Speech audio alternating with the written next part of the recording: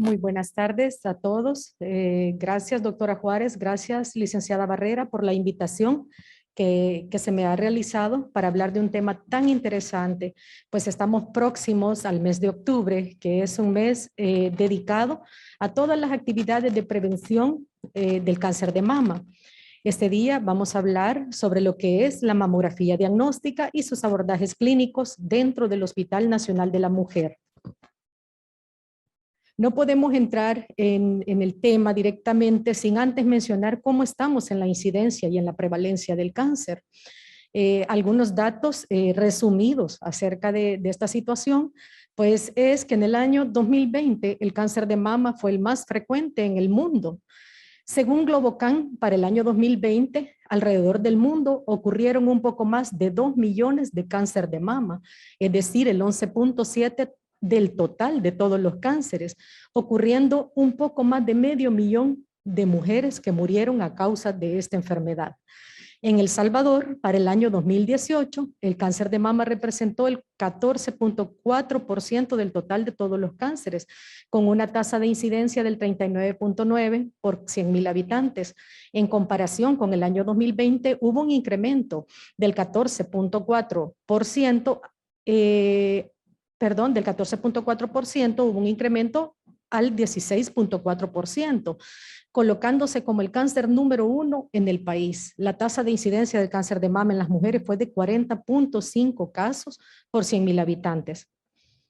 Ahora, en cuanto a su prevalencia, entre los años 2013 a 2018, se dieron 3.970 casos, con una tasa de mortalidad del 10.9 casos por 100.000 habitantes, y siendo un total de defunciones en esos 6 años de 427 mujeres que fallecieron a causa de esta enfermedad.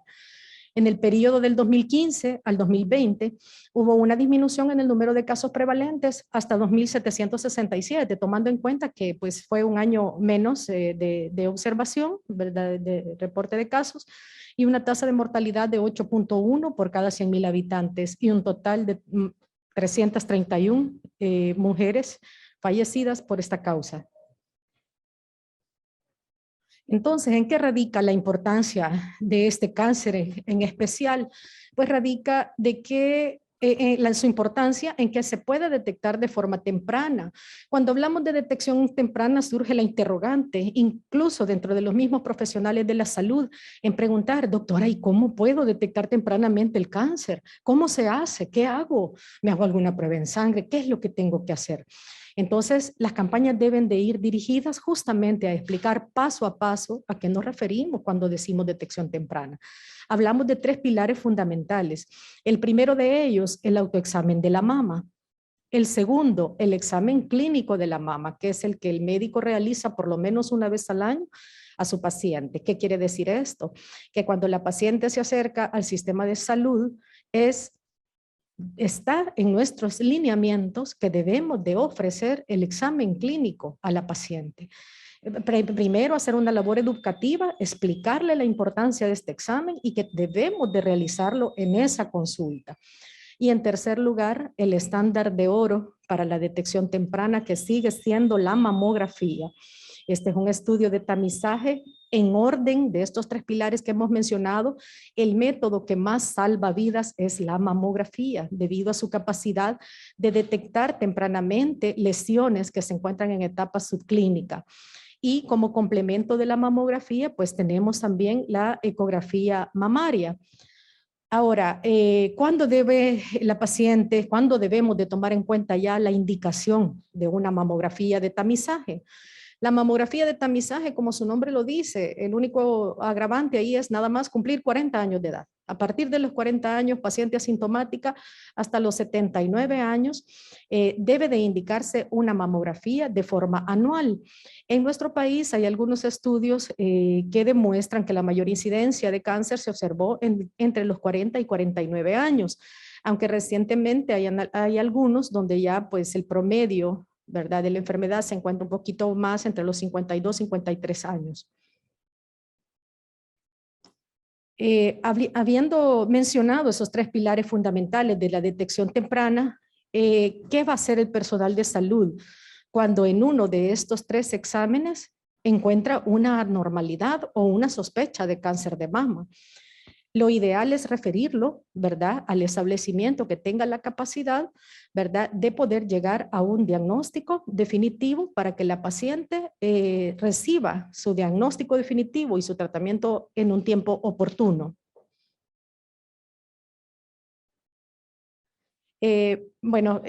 Tomé estas imágenes de lo que es la unidad de mastología, la clínica de mama, ¿verdad? Dentro del Hospital Nacional de la Mujer. Inicialmente, pues en el nuevo hospital que pues se encuentra desde el 2014, el consultorio 15 fue creado para tal fin. Sin embargo, la demanda es tan alta que pues se han asignado otros espacios físicos, otros consultorios dentro de la consulta externa, siendo los principales pues los consultorios 14 y 15 en los que se atienden todas las referencias externas e internas para la unidad de mastología. Quizás aquí hacer una breve historia. La clínica de mastología surgió en el hospital de maternidad, antiguamente conocido pues, de esa forma, por un esfuerzo del doctor Jorge García Maya, quien es un ginecólogo-oncólogo, pues maestro de muchas generaciones, quien empezó con un programa con la doctora Leila Marina Acevedo, ¿verdad? Quien en ese entonces pues realizó un programa entre esos años, 1999-2003. Luego la doctora realizó estudios del exterior y pues regresó de nuevo al hospital de maternidad y siguió los esfuerzos para que la clínica y la mastología en el país se diera a conocer, es una de las pioneras en la especialidad y es así como hasta este día esta clínica funciona con 5 médicos mastólogos y nos hemos convertido en una unidad formadora, ¿verdad?, de nuevos mastólogos en el país, creando programas pues para nuevos mastólogos acreditados por una institución de educación superior. Aquí vemos el interior de la clínica, ahí vemos a una de nuestras residentes de mastología, podemos ver a una usuaria, ¿verdad?, que en este caso ella ya lleva sus mamografías, ha sido referida. Como vemos en la imagen, esa no es una mamografía de una proyección básica, es una mamografía diagnóstica, que es el tema en mención. Más adelante vamos a hablar en detalle sobre este tema. Es acá donde tenemos el primer contacto con la paciente, ¿verdad?, donde realizamos la historia clínica y posteriormente la pasamos al área de examen. Aquí pues mencionar y agradecer, ¿verdad?, a las autoridades que se encargan de gestionar el equipamiento de las clínicas. Ahora tenemos un equipo de ultrasonido dentro de la clínica que fue colocado este año, el cual nos permite hacer todos los procedimientos intervencionistas mediante guía ultrasonográfica. Al final también vemos por ahí un pequeño equipo de un electrocauterio que fue donado por una persona altruista, amiga del hospital, también a beneficio de las pacientes con cáncer, ¿verdad? Y ayudando a la detección de este a través de los estudios histológicos. Ahora, ¿cuál es nuestra misión? ¿Cómo estamos actualmente? Nuestra misión es brindar la atención integral a las pacientes con enfermedades benignas y malignas del seno, brindándoles una atención integral de calidad, tanto en su diagnóstico, en el tratamiento y en el seguimiento, en un tiempo oportuno. Ahora la visión, ¿cuáles son nuestras metas como clínica de mama a mediano y a largo plazo? Pues ser una unidad de patología mamaria líder, ¿verdad?, en actividades de la detección temprana para la identificación, diagnóstico, tratamiento y control oportuno del cáncer de mama y ofrecer métodos diagnósticos y tratamientos innovadores, más conservadores y fortalecer la etapa reconstructiva, que es primordial en la prevención terciaria que define la Organización Mundial de la Salud. Este es el organigrama de la unidad de patología mamaria. Pues estamos trabajando en hacer algunos cambios en la legalización de la unidad como tal. En recursos humanos aparece pues como unidad de patología benigna de la mama, pero como vimos anteriormente, atendemos pues a pacientes con sospecha clínica o imagenológica de cáncer hasta llegar a su diagnóstico histopatológico y parte de su tratamiento. Ahora dependemos de consulta externa, anteriormente era del servicio de oncología, pero en vista que la mayor parte de la demanda se da en el servicio de consulta externa, pues este es el nuevo organigrama. Bueno, acá les presento las primeras 10 causas de morbilidad de la clínica de mama en el primer semestre del presente año. ¿Por qué consultaron las mujeres? En primer lugar, el tumor benigno de la mama. El segundo, masa no especificada en la mama. El tercero, hallazgos anormales en diagnóstico por imagen. En este punto me voy a detener porque me llama la atención. Esto no lo veíamos hace 5 años, ¿verdad? Que la paciente consultara por un hallazgo anormal en mamografía. Es más, nunca se había hecho una mamografía, ¿verdad? Consultaba ya con un tumor gigante, ulcerado, complicado. Entonces, ¿qué quiere decir esto? Que el médico, o sea, lo está pensando más. En primer lugar, está prescribiendo, está dejando la mamografía a las pacientes que cumplen ya 40 años. Hay mayor educación en las pacientes y aparte, pues el examen, la mamografía ha sido probablemente más asequible por las pacientes, ¿verdad? Más accesibles a tal punto, pues que ya hay hospitales de segundo nivel, ¿verdad? Algunas otras instituciones que ofrecen la mamografía. Ahora, bueno, entre las otras causas, ¿verdad? Vemos por ahí el tumor maligno de la mama, el tumor maligno en la porción central de la mama y tumor maligno en el cuadrante superexterno de la mama. Tenemos algunos estudios internos. Hay un estudio de la doctora Carmen Torres, que ahora es médico gineco-oncólogo, en el que pues la doctora estudió el perfil epidemiológico de la paciente con cáncer de mama y en qué estadio clínico llegaban. Y pues el 80% de pacientes llegaban en un estadio localmente avanzado, ¿verdad? Ninguna, era muy, pero muy bajo el porcentaje de pacientes detectadas en una etapa subclínica. Bueno, entonces, ¿cómo llegan las pacientes a la unidad de patología mamaria? Bueno, las referencias externas se reciben a diario en la selección de pacientes. Todas pacientes referidas de unidades de salud, hospitales de segundo nivel, clínicas parroquiales, ONGs, clínicas privadas, clínicas municipales, al tener una sospecha clínica o imagenológica de cáncer, pues la refieren. Ahí los médicos que atienden, que son ginecólogos, tienen los criterios claros, cuáles son aquellas pacientes que ameritan una atención inmediata. Los criterios son que toda paciente, como lo mencionamos, que tenga sospecha clínica e imagenológica de cáncer. Toda paciente referida por un diagnóstico citológico e histológico particular de cáncer de mama. Los trastornos inflamatorios de la mama, cualquiera diría, ¿por qué dejamos esto? Si es un trastorno, un absceso, una mastitis, es de unidad de salud, pero es una entidad clínica prácticamente indistinguible de lo que es el cáncer inflamatorio de la mama. Entonces, cuando se tiene la paciente con este trastorno, se le da su tratamiento, pero si no ve que mejora, ¿verdad? Hay que dejar un estudio imagenológico y hacer un poco más de estudio a través de una biopsia. La paciente embarazada con patología mamaria también es un criterio para recibir una atención inmediata.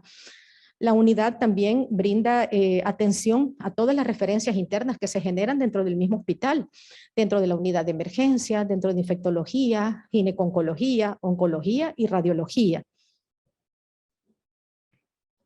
Traigo este flujograma que es de nuestros lineamientos técnicos para la prevención y control de cáncer de mama y cérvix, que son los vigentes hasta este día, son del año 2015. Aquí mencionar que estos ya fueron actualizados, se encuentran en revisión actualmente y pues próximos a oficializarse ya en el mes de octubre. ¿Qué hacemos con la paciente que consulta con síntomas mamarios? En primer lugar, una historia clínica detallada, haciendo énfasis en los factores de riesgo de la paciente para tener un cáncer de mama, un examen físico y el estudio de imágenes. ¿Qué sucede si hay sospecha clínica de cáncer de mama, ya habiendo realizado su historia clínica? Pues es de referirla al servicio o unidad de mastología. Ya aquí, como les menciono, hay una modificación, ¿verdad?, en el flujograma. Y también acá menciona qué hacer con cada resultado mamográfico o ultrasonográfico según el sistema BIRATS. Más adelante vamos a hablar en detalle de este tipo de sistema. Aquí vemos que hace falta una categoría muy importante que es el 0, BIRATS 0, que ya pues fue incorporado. En el que pide un estudio adicional. En ese caso, pues hay que completar el estudio. con otro estudio, ya sea una ultrasonografía o una resonancia magnética o tomas adicionales de mamografía. Ahora, en el BIRAT-1, ¿qué hacemos cuando una mamografía nos reporta eso? La licenciada Barrera no me dejará mentir que cuando empezamos con el mamógrafo digital se generaron increíble cantidad de mamografías. Sin embargo, empezamos a saturarnos la consulta, el efecto de rebote, que empezaron a recibir, a mandar muchas patología benigna, ¿verdad? Al tercer nivel. Entonces, el BIRAT-1 debe de seguir su control anual rutinario, acorde a la edad de la paciente. En el BIRAT-2, aquí hago una división y una actualización, ¿verdad? Que ya no es, como lo menciona ahí, anormal. El BIRAT-2 son hallazgos benignos, en el cual la conducta a seguir es igual a la del BIRAT-1, que es un seguimiento anual.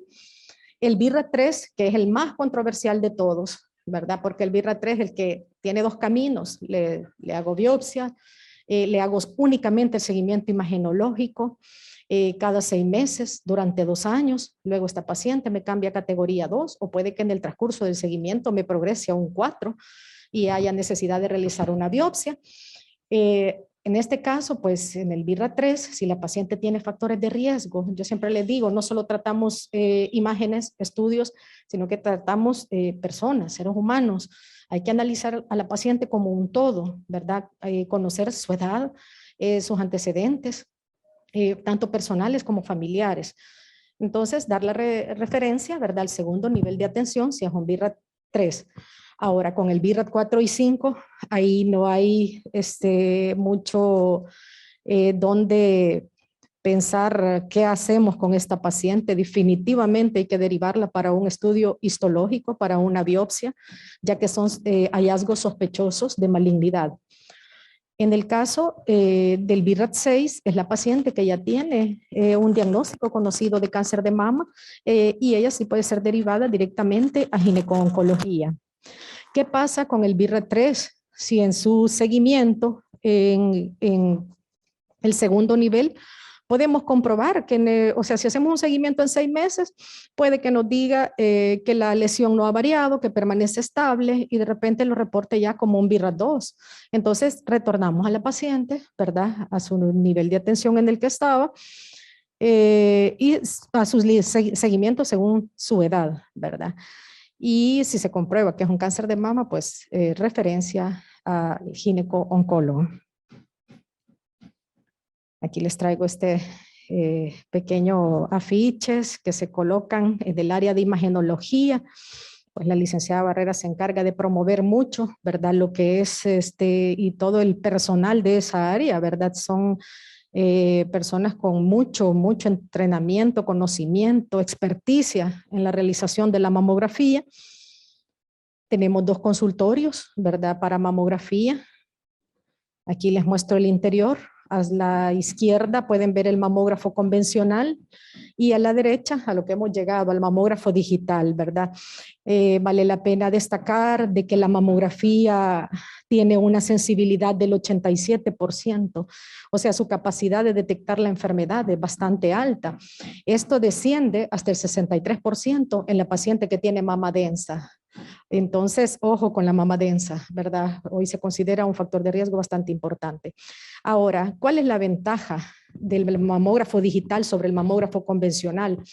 Pues bueno, en primer lugar, las pacientes lo primero que preguntaron fue, doctora, ahora hay un equipo nuevo, dicen que ese no duele más. No duele mucho, pero pues la compresión es exactamente la misma. La diferencia es que su sensibilidad es muchísimo mejor, incluso para la mama densa, ¿verdad? Tiene pues mayor sensibilidad. Otra de las ventajas es que evita las repeticiones. Si bien pues la paciente en una proyección básica muchas veces tienen ese desconocimiento, cuántas veces me van a presionar, he escuchado que duele. Son 2 compresiones por mama en las proyecciones básicas, al menos que encontraran alguna anormalidad, pues se hacen otras tomas adicionales, pero de lo contrario son 2. También podemos ver que en el mamógrafo digital se cuenta con una pantalla de visualización de alta resolución. Esta permite hacer acercamientos, zoom, magnificaciones, ver las imágenes, jugar con el contraste de colores entre el blanco y el gris, ¿verdad? En fin, observar una imagen con mayor nitidez. Otra ventaja es que no contamina el medio ambiente porque no requiere de un proceso químico, ¿verdad? Para la obtención de las imágenes. Entonces, es así como pues el Hospital Nacional de la Mujer cuenta con este mamógrafo digital que hoy por hoy es lo mejor en la detección del cáncer de mama temprano. Aquí tenemos unos dispositivos. A la izquierda, pues pueden ver algunos dispositivos que se utilizan para hacer algunas mamografías diagnósticas o tomas adicionales de áreas de interés que el radiólogo pueda reportar como área sospechosa. Los conos de compresión, la magnificación. Al lado derecho se observa lo que es una placa fenestrada. Si ustedes se fijan en un eje tiene una numeración del 1 en adelante, el 9, y en el eje vertical tiene letras A, B, C. Entonces esto sirve para los marcajes, identificar las lesiones, para marcajes preoperatorios en las biopsias radioquirúrgicas. Si, por ejemplo, observan un grupito de microcalcificaciones en la línea 2B, ya sabemos dónde está y es ahí donde el radiólogo realiza pues, la localización de la imagen sospechosa. Aquí vemos siempre la pantalla para visualizar las imágenes. Entonces, basado en lo anterior, podemos dividir la mamografía en dos tipos de acorde al mamógrafo utilizado, convencional o digital. Y según las proyecciones tomadas, puede ser de tamizaje o diagnóstica. Aquí podemos ver a pues, un médico, ¿verdad? Probablemente un radiólogo, observando unas proyecciones básicas de una mamografía, y al lado derecho pues podemos ver una toma especial, vemos ese dispositivo, ¿verdad? Alrededor de la mama, que lo que trata de hacer es evitar la sobreexposición de tejido mamario y lograr caracterizar de la mejor manera una lesión sospechosa. Entonces vamos a definir qué es una mamografía de cribado, también conocida como mamografía de screening o de tamizaje. Es la que se realiza a una mujer que se encuentra asintomática para lograr una detección precoz de un cáncer clínicamente no sospechado. Ahora, la mamografía diagnóstica podemos definirla de dos formas. Es una que se realiza a la mujer con signos o síntomas clínicos que sugieren cáncer de mama. Aquí ya tenemos síntomas. Y el segundo tipo es el realizado a una mujer a quien se le solicita una mamografía de tamizaje y en esa encontramos alguna normalidad. Aquí es donde funciona el sistema de rellamado, donde se le realizan a las pacientes tomas adicionales de acuerdo al área de interés del radiólogo. ¿Qué significa un examen de tamizaje positivo? Es que el que comienza con una recitación. El mayor ejemplo es el BIRAT 0.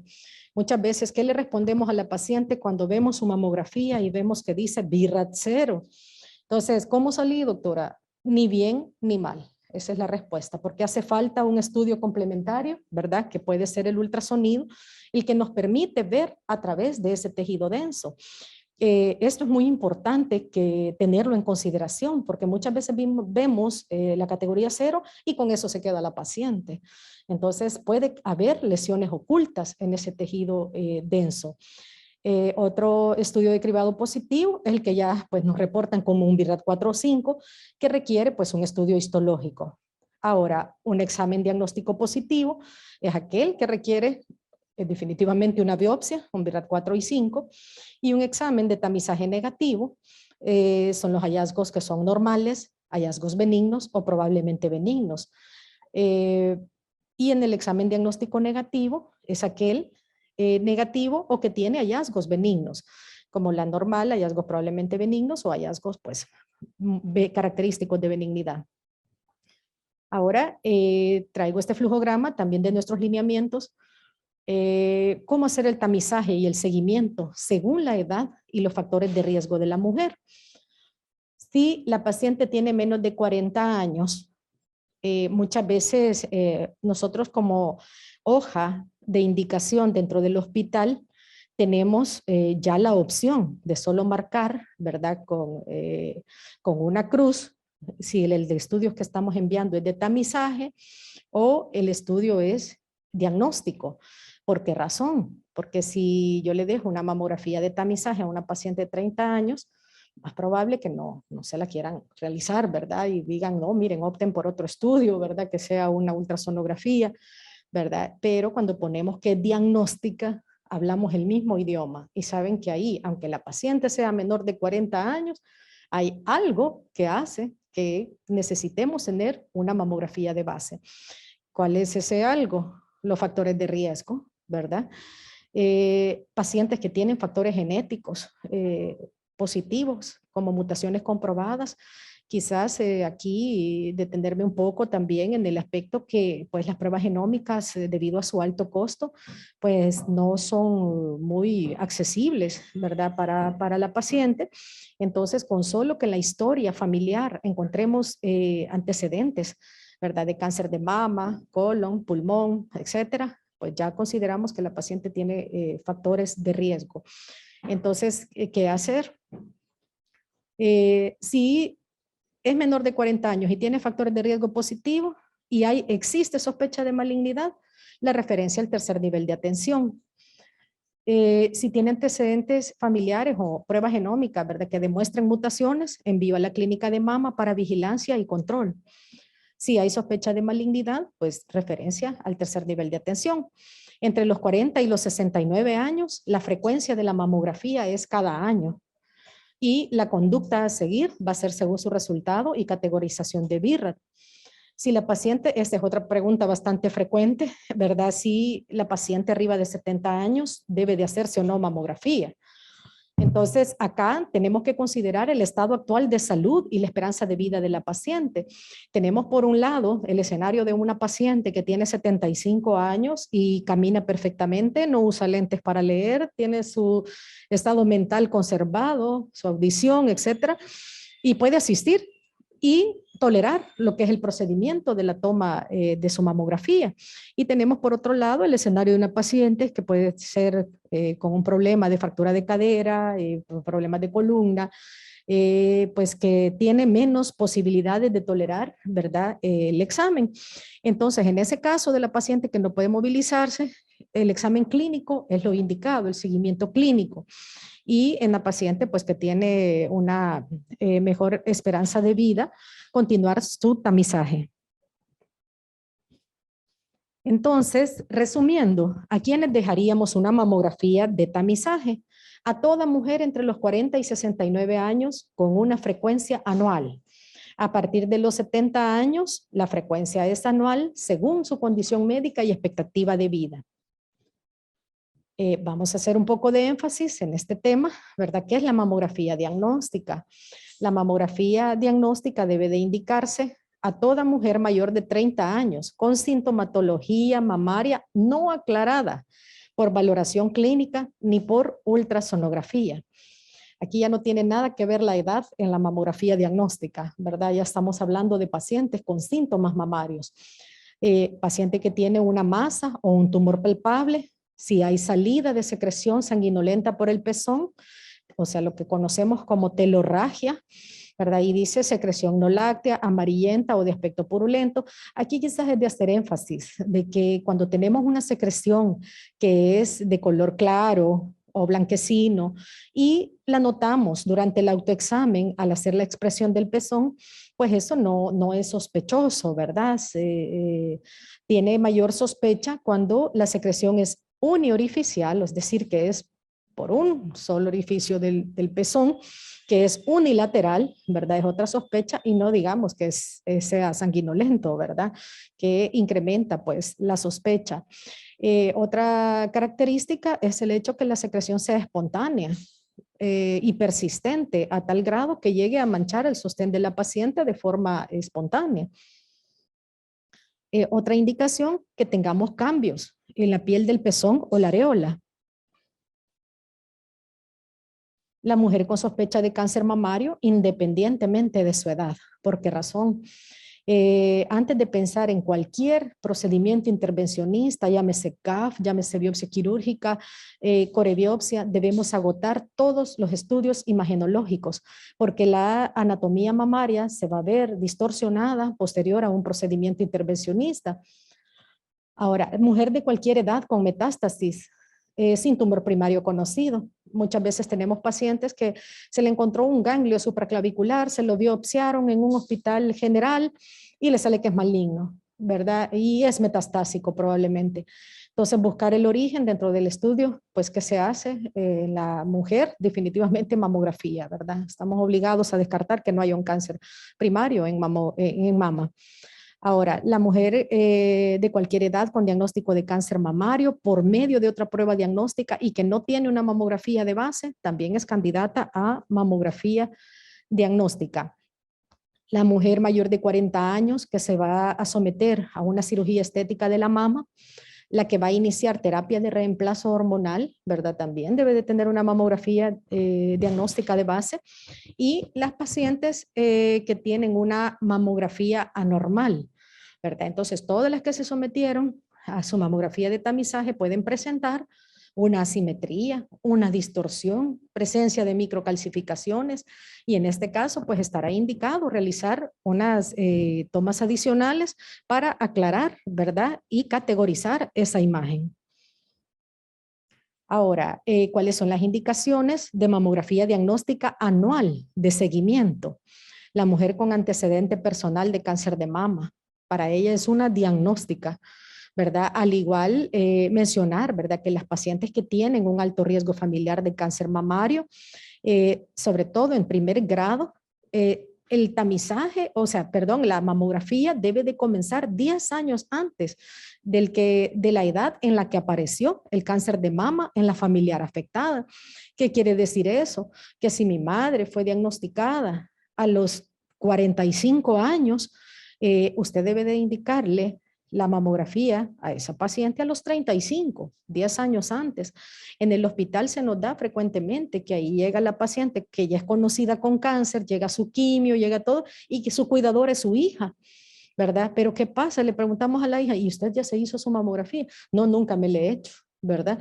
Entonces empezamos y captamos ahí a la paciente, ¿verdad? Pero esto también puede ser aplicable al primero y al segundo nivel, captar a los familiares de la paciente con cáncer. La mujer con riesgo elevado para cáncer, ya hablamos de las mutaciones genéticas, BRCA1 y BRCA2, pues también debe de iniciar 10 años antes de que apareció el cáncer de mama en la familiar afectada.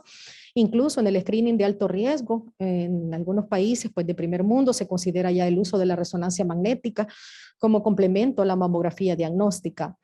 En las mujeres con un estudio histológico que reporte una atipia, sabemos que las atipias incrementan 5 veces más el riesgo de tener un cáncer de la mama o un carcinoma in situ. En ese caso, pues la mamografía será diagnóstica a partir de los 30 años. Ahora, vamos a hablar un poco acerca del BI-RAD. Muchas veces decimos, pero bueno, BI-RAD solo para categorizar imágenes mamarias y el tema es el abordaje clínico. Pues ahora una de las novedades de la 5ª edición del BI-RAD es precisamente que le dice al clínico qué hacer con cada BI-RAD. Hace una recomendación, permite recomendar. Entonces, el BI-RAD se deriva de sus siglas en inglés, Breast Imaging Reporting and Data System, Sistema de Informe y Registro de Datos de Estudios por Imágenes de la Mama.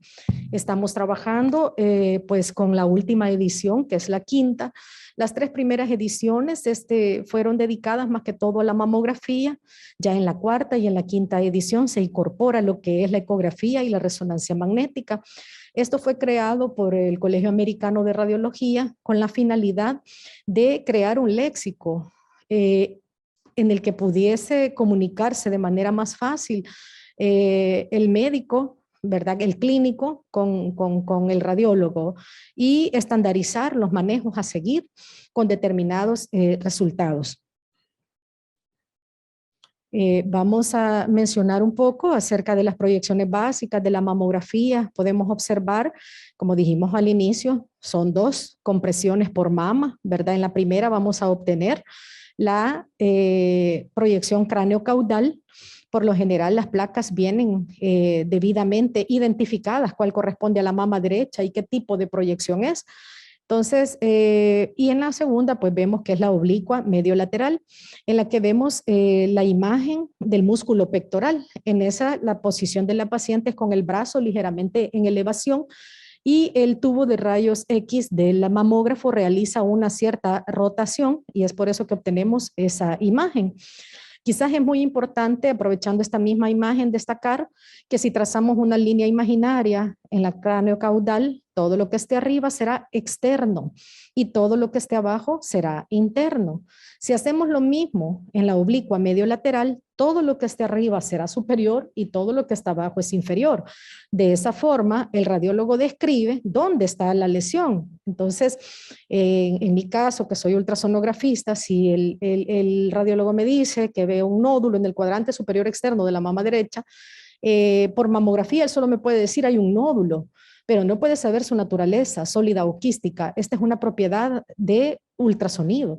Entonces, cuando vemos la ubicación, pues estamos obligados a buscar y rastrear específicamente en esa área y ya categorizar la imagen basado en el nuevo hallazgo. Ahora, aquí esta imagen representa los diferentes tipos de densidad que podemos tener en una mamografía. Antiguamente se enumeraban del menos denso, ¿verdad? Que ahora es categoría A, al más denso o extremadamente denso, que era el número 4, pero se quitaron los números y ahora se clasifica acorde a letras porque creaba una discrepancia con el BIRAT. De repente decía patrón fibroadiposo o predominantemente adiposo categoría 1 y al final le ponía BIRAT 2. Entonces decía, bueno, ¿y qué tengo que hacer? ¿Lo que dice la categoría de arriba o lo que dice el BIRAT? Entonces dijeron, no, vemos mucha confusión en el clínico, pongámosle letras. Y es así como actualmente todos hablamos este mismo idioma, ¿verdad? Tanto el clínico como el radiólogo nos entendemos, que si me dice categoría D, estoy hablando del patrón extremadamente denso, el que puede ocultar lesiones. Lo ideal sería lograr pues imágenes como la del tipo A, ¿verdad? En el que nos permite ver con nitidez, ¿verdad? Todo el tejido mamario. Acá vemos una mamografía diagnóstica. Es una proyección cráneo-caudal en la que identifican un grupito de microcalcificaciones, las que están encerradas en el círculo pues color rosado. El radiólogo en su lectura observa esta lesión y solicita una magnificación. Quizás vale la pena mencionar que muchas veces hacen una combinación, ¿verdad? El cono de compresión, la magnificación, la idea es obtener la mayor nitidez de la imagen y poder categorizarla adecuadamente, porque de eso dependerá lo que sigue en el abordaje de la paciente. Entonces aquí podemos ver en esa imagen la nitidez de esas microcalcificaciones. Hay radiólogos que son tan específicos que hasta nos cuentan las microcalcificaciones, ellos las ven con lupa, ¿verdad? Aunque la imagen esté magnificada, ¿verdad? Son muy específicos, las cuentan y dice tiene 12 microcalcificaciones pleomórficas agrupadas, como es este caso. Entonces, se recuerdan que al inicio mencionamos que la paciente no debe de ponerse talcos ni desodorante, es por esto, porque así se ven las partículas, ¿verdad? De talco o residuos de desodorante en la mamografía. También esa es una ventaja de la mamografía digital, porque la película para mamografía convencional, para la visualización de imágenes, es bastante delicada y puede verse afectada por el polvo, ¿verdad? Entonces, cosa que se evita en la mamografía digital. Ahora vemos acá un cono de compresión. Les mostré los dispositivos pues, con los que cuenta el hospital, ¿verdad? El mamógrafo, para poder caracterizar mejor una imagen. Lo que se evita es la sobreexposición del tejido. Hay muchas pacientes que fueron captadas en una mamografía de tamizaje y dicen, no, hagámosle un cono, por favor, porque vemos un área de interés. Y en el cono el tejido expande totalmente y correspondía nada más a una exposición de tejido mamario.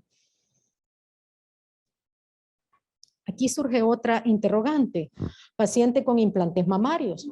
Pues ahora hay pues mucha cirugía estética, ¿verdad? Ya en nuestro país pues ya tenemos un mayor auge. Entonces algunos dicen, ¿le dejo o no le dejo la mamografía? ¿Será que le puede romper el implante? Pues es nada más un mito, ¿verdad? Sí existe una técnica especial, pues al menos las personas que trabajan en el área de mamografía en el hospital conocen perfectamente la técnica de Eklund, ¿verdad? Que es una técnica especial para la paciente con implante. Entonces no debe de omitirse la mamografía en la paciente con implantes. Bueno, ahora entramos un poco más ya de lleno en los resultados, ¿verdad? Mamográficos. Vamos a categorizar las imágenes, a cuál es la recomendación y cuál es su valor predictivo positivo para cada uno. Yo siempre les menciono, el valor predictivo de cada uno de los BI-RADS lo debemos de manejar súper bien, porque es lo que le responde a la paciente su pregunta. Cuando ella dice, doctora, ¿qué posibilidades hay que esto sea cáncer? Entonces nosotros le contestamos pues basado en estos datos. Entonces, con la categoría BI-RAD 0, dijimos que necesita imágenes adicionales, como por ejemplo una ultrasonografía. La categoría BI-RAD 1 es negativo, mantener su seguimiento. Es muy importante tranquilizar a la paciente, explicarle que ha salido bien y que deberá continuar con su autoexamen mes a mes, que si todo marcha bien en el autoexamen, pues su mamografía le toca al año.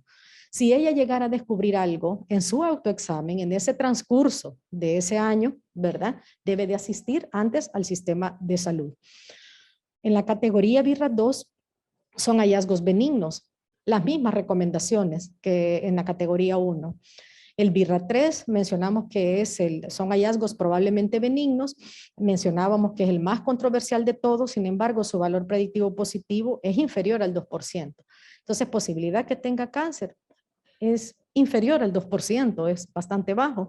Entonces ahí seleccionamos, si yo tengo una paciente joven, sin antecedentes familiares de cáncer, es primera vez que vemos un nódulo, que orientaría que es un fibroadenoma, pero no lo han categorizado como 2 porque no tiene estudios previos para comparar y lo han dejado como un 3. Yo le hago seguimiento imagenológico nada más, cada 6 meses durante 2 años. Si en 2 años, por eso le llamamos manejo expectante, porque estamos a la expectativa de un cambio. Si hay estabilidad, seguimos con el seguimiento imagenológico, pero de repente puede ser que haya tenido un crecimiento y consideramos un crecimiento importante cuando la lesión ha crecido arriba de un 20% respecto al estudio previo, y en el caso de la mamografía, si hay alguna asimetría o microcalcificaciones que bien hayan variado en tamaño o en cantidad. Y ahí pues progresa en su categoría BI-RAD y amerita pues un estudio histológico. La categoría BI-RAD 4 en esta actualización se subdivide en 4A como baja sospecha, 4B como moderada sospecha y el 4C como alta sospecha de malignidad. ¿Cuánto es el riesgo para el 4A? Es del 2 al 10%. Para el 4B, del 10 al 50%. Y para el 4C, del 50 al 95%. Ahora, con el BI-RAD 5, todas las características que se le ven a esa lesión, todas son compatibles con cáncer. Hay algunas sociedades de radiología y mastología que hacen algunas observaciones al Colegio Americano, como por ejemplo la Sociedad Argentina de Mastología, en conjunto con la Sociedad de Radiología. En una revista científica ellos dicen, para no crear confusión entre el 4C y el 5, llamémosle al BI-RAD 5 característico de malignidad, ¿verdad? Entonces ahí pues ya quien hace la imagen y la categoriza asegura que en el más del 95% estamos ante un cáncer. Y en la categoría BI-RAD 6, pues que es la paciente que ya tiene un diagnóstico conocido, podría ser una paciente que ya fue tratada, ¿verdad?, por cáncer de mama y ya pues es conocida con su diagnóstico ya histopatológico. Aquí solamente citar algunos ejemplos de las microcalcificaciones, porque esa es la pregunta. La mayoría de pacientes dice, mire, yo no me siento nada y me han mandado porque dicen que tengo cáncer, ¿verdad? Entonces, ¿qué es lo que buscamos en la mamografía que los otros estudios no pueden encontrar? Muchos dicen ultrasonografía de tamizaje. Yo soy ultrasonografista y quisiera que fuera de tamizaje, pero no lo es. Hay que aclarar eso. El estudio de tamizaje es la mamografía, sigue siendo el estándar de oro para la detección temprana. ¿Y qué es lo que aparece ahí que no podemos ver en el ultrasonido? Las microcalcificaciones pleomórficas agrupadas. Entonces, no todas las calcificaciones son sospechosas, tenemos calcificaciones que son benignas. Y aquí nos menciona cuáles son las características de las que agrupan en el BIRAT-2, las vasculares, las cutáneas, las de leche cálcica, las en popcorn o palomitas de maíz, que son las que se asocian, calcificaciones gruesas asociadas a fibroadenomas calcificados o en involución, los quistes oleosos, las calcificaciones por suturas en las pacientes que han sido sometidas a cirugías. En el BIRAT-3 ponen calcificaciones redondas agrupadas, es lo que les mencionaba. Si a veces el radiólogo nos reporta, veo 4 calcificaciones puntiformes agrupadas, sugiero control radiológico estricto en 6 meses.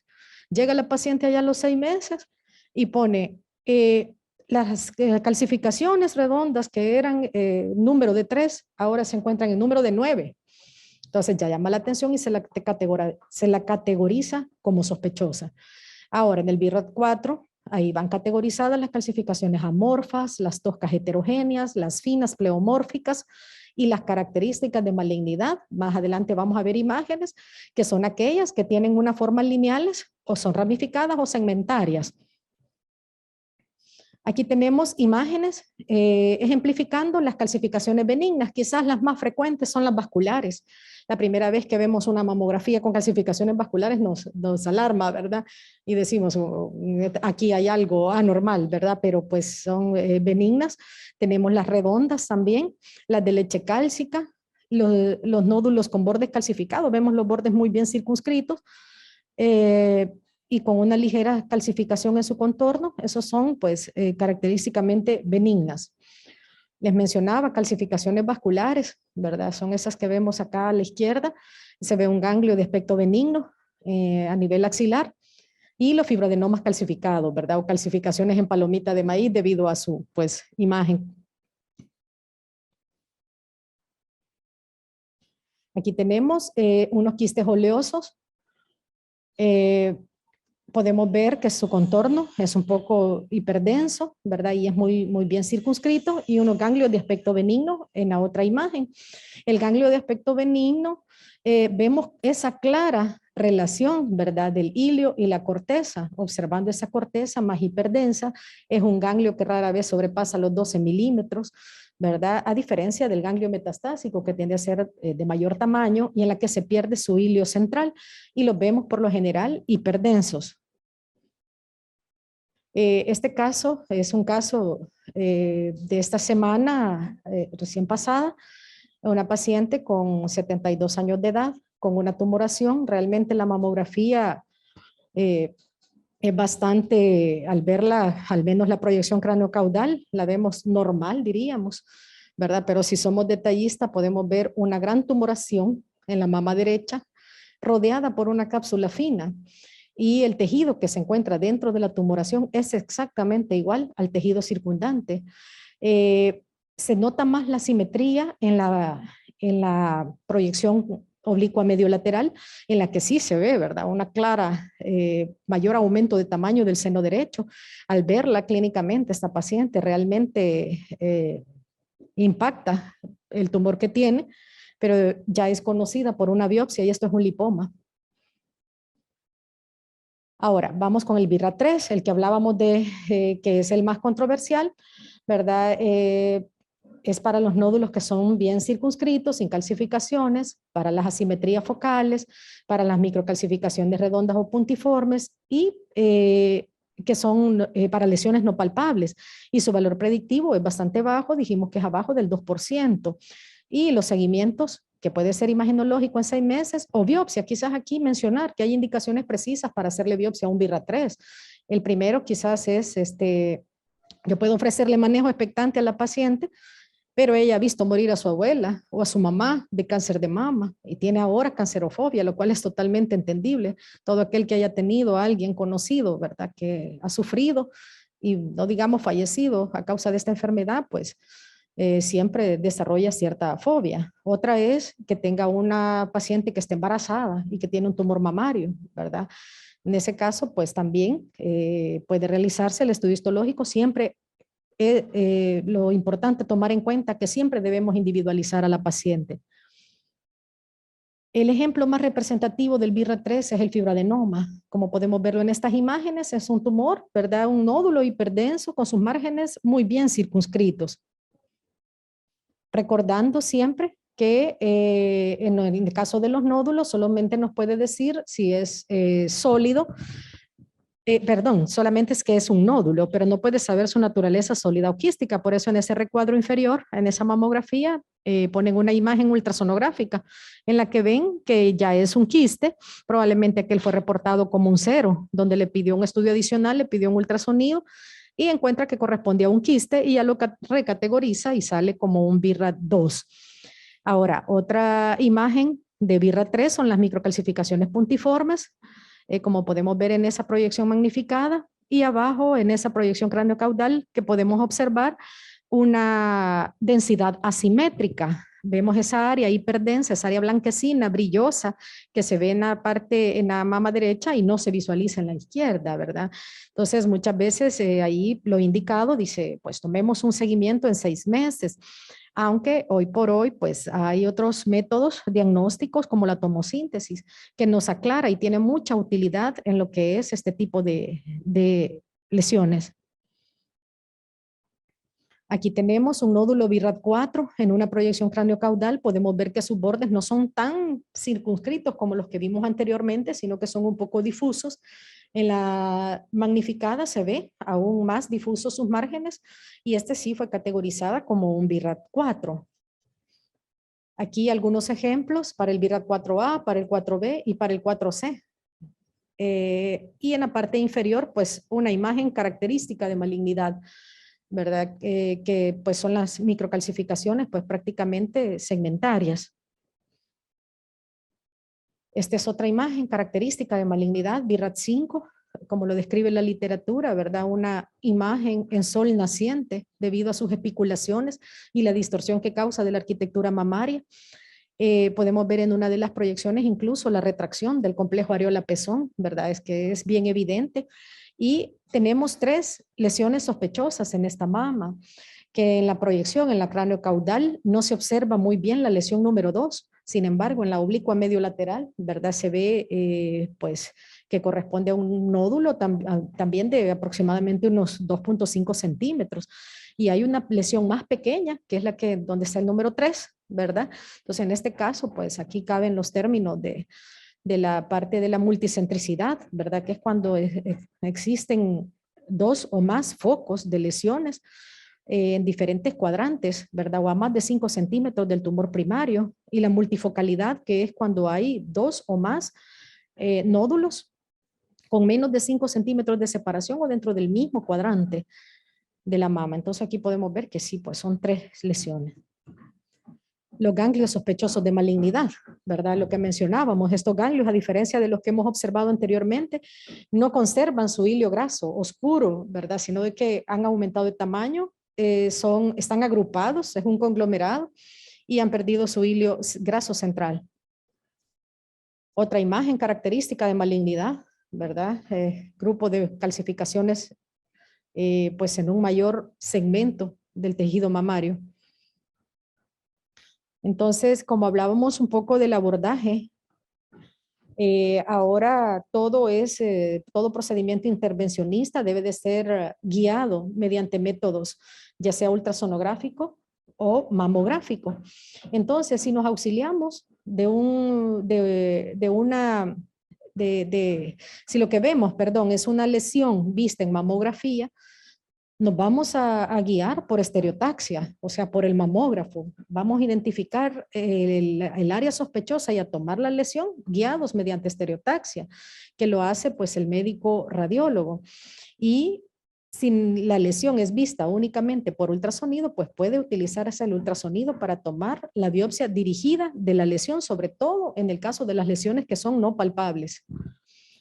Las imágenes anteriores pues son imágenes tomadas de libros, ¿verdad? Y otras que se encuentran en algunas revistas. Sin embargo, estas imágenes, estas últimas 3, son del viernes recién pasado, 3 casos diferentes.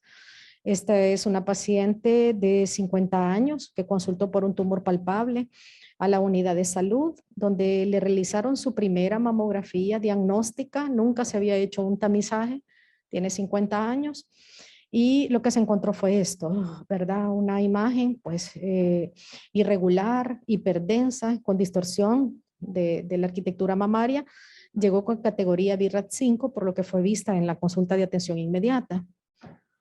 Esta otra paciente también consultó, es una paciente de 68 años de edad, nuligesta, por lo tanto, pues no dio lactancia materna, ¿verdad? No tiene antecedentes familiares de cáncer de mama, sin embargo, pues llegó con una tumoración clínicamente, pues maligna, imagenológicamente maligna, ¿verdad? BIRAT 5, y pues solamente pendiente de realizar su confirmación histológica a través de una corebiopsia.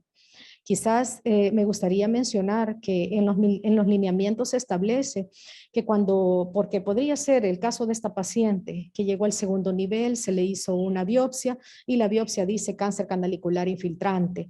Entonces le refieren a la atención inmediata, pero está normado que la paciente debe de llevar los bloques y las láminas para la revisión institucional. Entonces aprovecho, ¿verdad?, para hacer este llamado, ¿verdad?, a que realice este trámite, porque de esta forma le están ayudando a disminuir su tiempo de espera para establecer ya su tratamiento, que en este caso, pues por un estadio avanzado, probablemente sea la quimioterapia, ¿verdad?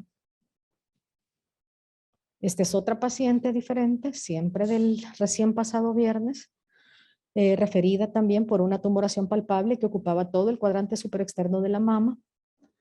Y por el brillo de la fotografía no logramos observar, pero tiene una serie de calcificaciones, ¿verdad?, dispersas en toda la lesión, ¿verdad? Sus márgenes son no circunscritos, ¿verdad? También un BIRAT 5.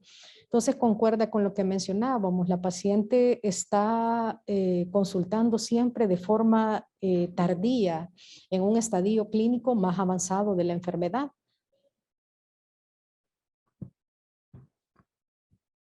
Bueno, este es un cuadro resumen, ¿verdad? Respecto a las categorías BIRAT, ¿verdad? Siempre mencionando, ya hablamos acerca de su definición, del manejo recomendado y del porcentaje de malignidad que acorde a su BIRAT. Quizás este ya lo vimos. Vamos a detenernos en este cuadro resumen y hacer un breve repaso del abordaje de estas pacientes. Si tenemos un BIRAT 0, debemos completar estudio, ni bien ni mal. Y ser recategorizada de acuerdo al estudio con el que se complementó. BIRAT 1 continúa su tamizaje según el lineamiento, según la edad, que es de anual. BIRAT 2 continúa su tamizaje según lineamiento. BIRAT 3, seguimiento periódico en la clínica de mama, sobre todo si la paciente tiene factores de riesgo, cada 6 meses durante 2 años. El BIRAT 4, referencia a la unidad de patología mamaria en tercer nivel de atención para estudio histológico. El BIRAT 5, mismo manejo, requiere un estudio imagenológico. Y en el BIRAT 6, ya con todo su estudio histopatológico, referencia a gineco-oncología.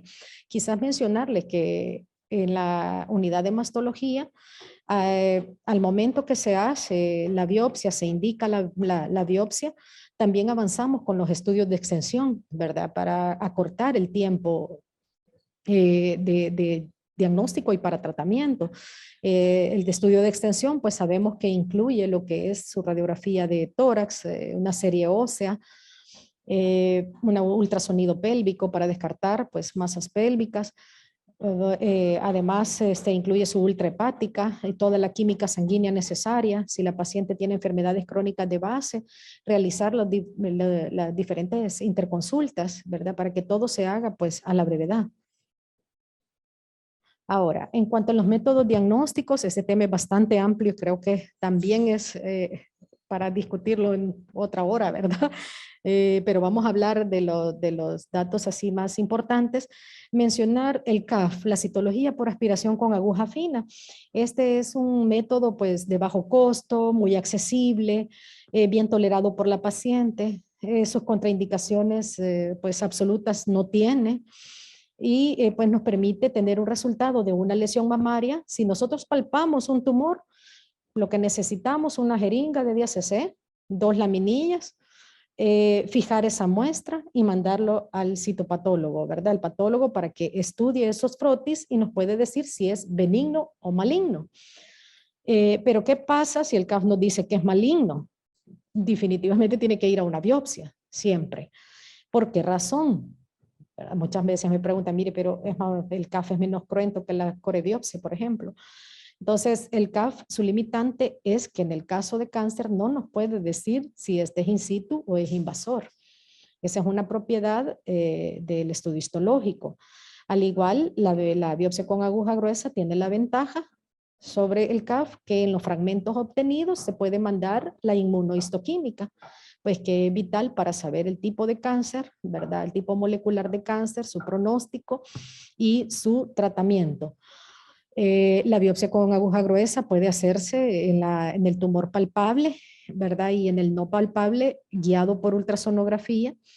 La biopsia quirúrgica, hoy la tendencia es más al uso de las biopsias percutáneas, en primer lugar, porque son de tipo ambulatorio, ¿verdad? Son de menos costo y le permite también a la paciente no tener una distorsión de su arquitectura mamaria en los estudios subsecuentes, ¿verdad? Es la que menos distorsiona lo que es la arquitectura en los estudios imagenológicos, a diferencia de una cicatriz quirúrgica en la que condenamos a la paciente a que siempre esa área de cicatriz, de distorsión, tanto el radiólogo como el ultrasonografista no van a poder decir, mire, bajo esa cicatriz no hay nada. Resulta muy difícil porque se ve con todas las características que hemos mencionado, distorsión arquitectural, márgenes no circunscritos, etcétera. En el caso de las pacientes que hayan tenido cáncer, pues el mejor método de evaluar las recurrencias en las cicatrices quirúrgicas específicamente es la resonancia. Bueno, ahora la biopsia guiada les mencionaba por ultrasonido en el caso de las lesiones que se ven por este método o la estereotaxia asistida por vacío. A ver. La sensibilidad del CAF menciona que es entre el 70 al 90%, ¿verdad? Tiene algunas ventajas, que es rápido, fácil de realizar, que no deja cicatriz y que presenta mínimas complicaciones. Hoy el uso del CAF ha quedado prácticamente limitado a lo que es la aspiración de los quistes sintomáticos, ¿verdad? El cual, pues, al igual la técnica, solamente se limpia el área en la que se va a realizar la punción, se toma el líquido, ¿verdad? Mediante una jeringa de 10 cc, colocándolo el del 50%, del alcohol al 90%, y esa es la forma de enviar la muestra, si obtuvimos mucho líquido. En caso que es poco, pues se hace el extendido en las láminas y se fija para su respectivo estudio. Esto nos da una idea rápida de ante qué tipo de lesión estamos, ¿verdad? La sensibilidad de la biopsia con aguja gruesa pues es mucho más alta, es del 95%, ¿verdad? También las contraindicaciones absolutas no hay, ¿verdad? O sea que es bastante tolerado por la paciente, solo hay algunas contraindicaciones relativas, entre ellas pues las pacientes que están anticoaguladas y las pacientes también que tienen trastornos psiquiátricos y que consideremos que no van a colaborar, ¿verdad? Porque pues se utiliza una aguja hueca y un disparo automático, ¿verdad? Que se hace a través de un dispositivo y tiene sus probables riesgos, ¿verdad? Uno de ellos es pues causar un neumotórax o un hemotórax, ¿verdad? Pero por esta razón se requiere de un personal entrenado en realizar dicho procedimiento. Y pues tenemos la biopsia quirúrgica con marcaje preoperatorio. Este es para el manejo de lesión no palpable. Es un arte el manejo de la lesión no palpable, ¿verdad? Ahí pues el radiólogo hace su mejor esfuerzo en dejar ese arpón localizado justo en la lesión, ¿verdad? Y pues el médico es el encargado de ir a quirófano y extraer el arpón más la lesión. Luego viene el patólogo, analiza esa lesión y nos dice qué tipo de lesión es y también nos reporta márgenes, si el margen contacta, si el límite es positivo, si el límite es negativo y pues en eso consiste. Todo lo que hemos hablado se conoce como triple test. Ese es nuestro trabajo en mastología, en clínica de mama. Hacer un estudio, el triple test no es nada más que hacer un análisis de concordancia entre lo clínico, lo imagenológico y lo histopatológico. Y al final hacemos ese análisis de concordancia en el que decimos triple test es concordante. Clínicamente tiene un tumor que me parece malo, retrae la piel, ¿verdad? Es fijo. Mamográficamente me dice que es un 4C. Y la biopsia hoy me reporta que es un cáncer canalicular infiltrante grado 1, por ejemplo. Tenemos biopsias discordantes, ¿verdad? A veces tenemos el triple test no concordante y ampliamos el estudio. ¿Cuál sería un ejemplo? Tengo una lesión clínicamente sospechosa, imagenológicamente sospechosa, y la corebiopsia me dice cambios fibroquísticos. Entonces ahí yo digo, no, esto es un estudio discordante. Lo más seguro que al momento de realizar la biopsia pasamos rozando, digamos, la lesión, pero no entramos en ella. Entonces puede que se haya tomado una muestra del tejido circundante y no de la lesión en sí. En ese caso, pues ampliamos el estudio, ya sea repitiendo la corebiopsia mediante un método guiado, aunque hoy pues casi que el 100% de procedimientos son mediante guías ultrasonográficas o mamográficas, ¿verdad? Para tener mejor exactitud y en el corto tiempo darle un diagnóstico a la paciente. Y pues la biopsia quirúrgica está limitada para lesiones que no pueden ser biopsiadas de manera percutánea por una limitación técnica, ya sea que está muy profundo, prácticamente en el músculo pectoral. Hay algunas que pues infiltran el músculo pectoral y resulta muy difícil técnicamente realizar una biopsia. Presencia de lesiones múltiples, las biopsias previas con aguja, con aguja gruesa, que no son concordantes, y el método diagnóstico es muy certero, pero ojo con esto, ¿verdad? No quiere decir que toda paciente con una lesión va directamente a una biopsia quirúrgica. En este caso, pues esta biopsia es la de más alto costo, ya que necesita pues de anestesia y el uso de un quirófano. La biopsia asistida por vacío. En este caso, es el método de elección en las lesiones complejas, como las microcalcificaciones, las distorsiones arquitecturales, las lesiones quísticas complejas. Debe de confirmarse la extirpación de las microcalcificaciones tomándole una radiografía a la muestra y tener la certeza que han sido extraídas en su totalidad. Y de esta forma también orientan al patólogo para saber dónde están ubicadas en las muestras que enviamos. También puede tener un uso terapéutico, ya que mediante la biopsia al vacío sí podemos extirpar nódulos benignos hasta de 3 centímetros. Quizás comentar de que pues al momento ya se encuentra la gestión dentro del Ministerio de Salud y pues el próximo año ya vamos a tener este equipo, ¿verdad? Para poder ofrecer a las pacientes a través de una sola incisión en la piel, ¿verdad? La extracción de nódulos mamarios, extraerlos en su totalidad y pues de forma ambulatoria. Este tipo de biopsia combina lo que es la aspiración y el corte para obtener las muestras de forma continua y contigua en mayor cantidad y calidad que la biopsia con aguja gruesa. Muestra mayores dimensiones con una sola inserción de la aguja, lo que les mencionaba, y la tasa de falsos negativos es menor aún que la biopsia con aguja gruesa y la cicatriz es mínima. Este es un resumen nada más de los tipos de guías utilizadas, ya sea ecográfica o estereotáxica, para las diferentes lesiones.